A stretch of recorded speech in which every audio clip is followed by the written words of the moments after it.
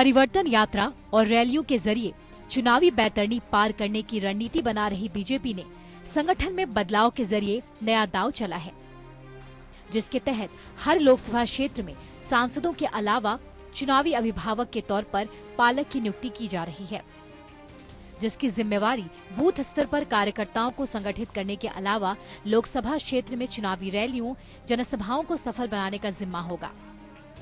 दरअसल बीजेपी ये जानती है कि प्रधानमंत्री मोदी के चेहरे के अलावा पार्टी को बूथ स्तर पर अगर मजबूती नहीं मिली तो वोट छिटक सकते हैं, जिसका असर बीजेपी बिहार और दिल्ली में देख भी चुकी है।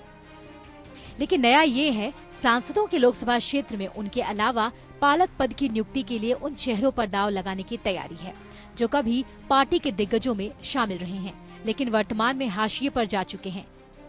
यानी कि पुराने धुरंधरों को नई कमान सौंपकर बीजेपी हर लोकसभा क्षेत्र को मजबूत बनाने की तैयारी कर रही है।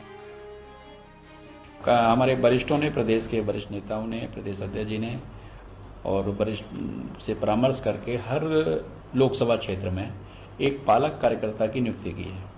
जो हमने अनुभवी और हमारे महत्वपूर्ण कार्यकर्ता हैं, उनको ये जिम्मेदारी दी है। भारतीय जनता पार्टी और बाकी राजनीतिक दलों में एक बुनियादी अंतर है।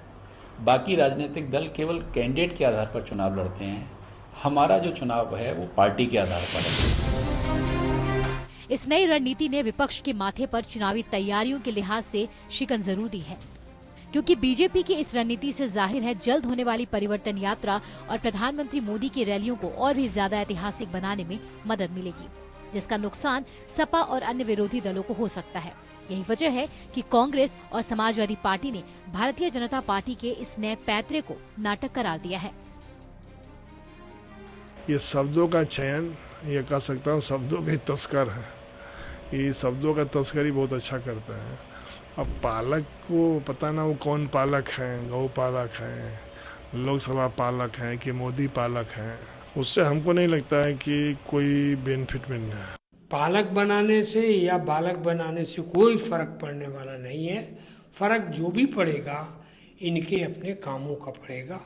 क्या इन्होंने सचमुच विकास के लिए उत्तर प्रदेश में 73 सांसदों के बावजूद कुछ किया है या नहीं?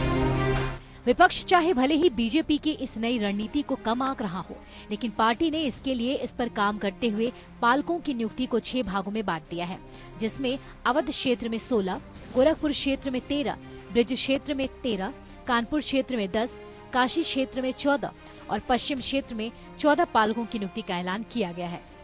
और इसी के साथ जल्द ही इन पालकों की बड़ी बैठक भी बुलाने की तैयारी है। यानी कि बीजेपी चुनाव में जीत के लिए सिर्फ बड़ी आयोजनों का सहारा ही नहीं लेने वाली, बल्कि बूथ स्तर पर वोटरों को एकजुट करने की तैयारी भी कर ली है। अनामिका सिंह, APN, लखनऊ।